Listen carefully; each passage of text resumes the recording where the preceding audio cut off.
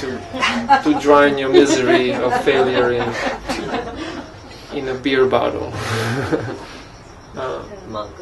Mug. And then if you keep it too loose, then the thing just again goes wherever it wants to go. But I mean, you want to be in control. I mean, this is a common. No one wants to be controlled. We all want to have the freedom, but often, actually, all the time, we point fingers externally. It's you, it's him, or no. These are all artificial causes, reflecting through the media of your mind as your enemies. That's why I said that a self-realized soul doesn't have friends or enemies, doesn't discriminate on that basis. It's only the mind. Yes. Could you repeat the fourth step? I missed it. Which one? The first one? Fourth. Oh, fourth. Yeah. Fourth step is the natural one that comes automatically. That's the superior experience. Mm-hmm. In other words, I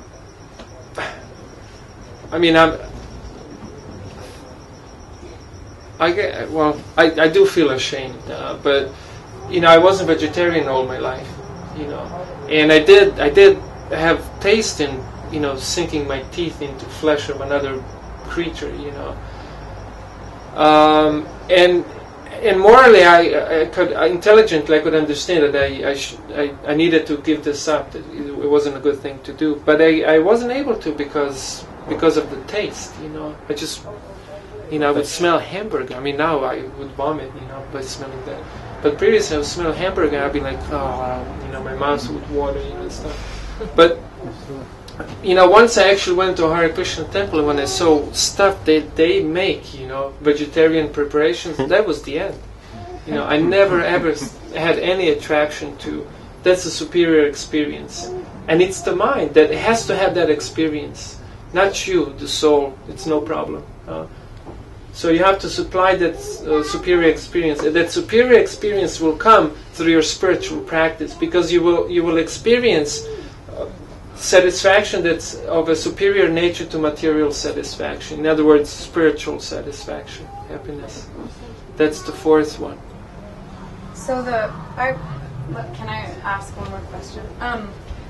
Boga-tyaga, right? Is that what it is? Boga-tyaga, yeah, right, enjoyment and renunciation, yeah. Right, so jumping in and enjoying and then renunciating because of the suffering that it creates, this cycle. It makes sense, it's so obvious, but the only way to break that cycle is to just begin ignoring the mind and begin. Yeah, that's a big topic.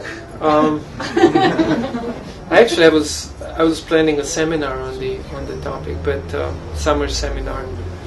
Viraj and myself were preparing some seminars here, but basically, when you engage in this, is the nature of material happiness. You indulge in it, and because it's not satisfying, in one point you renounce it.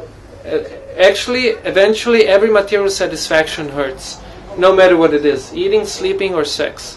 In one point you renounce it. You have enough of it. No matter what it is. Any happiness that comes from the contact of senses with sense objects means, rubbing an object against your senses, whatever it is, eyesight, sounds, skin, eventually produces pain. And at that point we renounce it, But the problem is that every time you engage in it, there's a karmic reaction that takes place that you do not observe, and produces a thing called Kuta and Bija.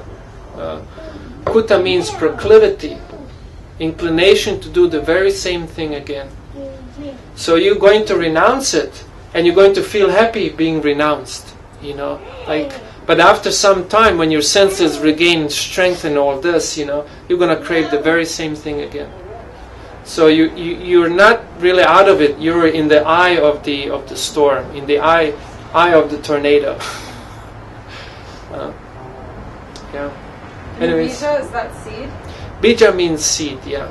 So it's you just that's seed means a reaction to your activity, because not all sensual activities are bad. Some are good, some are bad, some are medium, whatever they are, and you're going to get a reaction accordingly.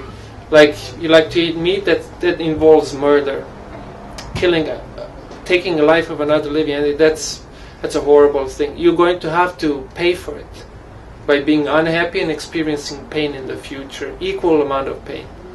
Yeah, and bija means it's in the seed form, has not fructified yet. That means it'll fructify or later in this lifetime, maybe sometimes even in the next life. That's bija.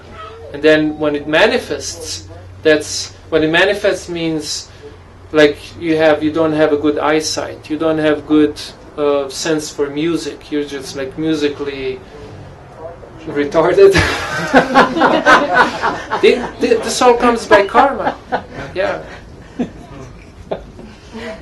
Yeah, by your previous activities. I mean, what do you call people who are amazing, really good at certain things? We call them gifted. Who gave him the thing? Somebody gave him. It was given to them. Like Mozart, age of 5 or 6, composing stuff that I even now can hardly appreciate, due to my roughness.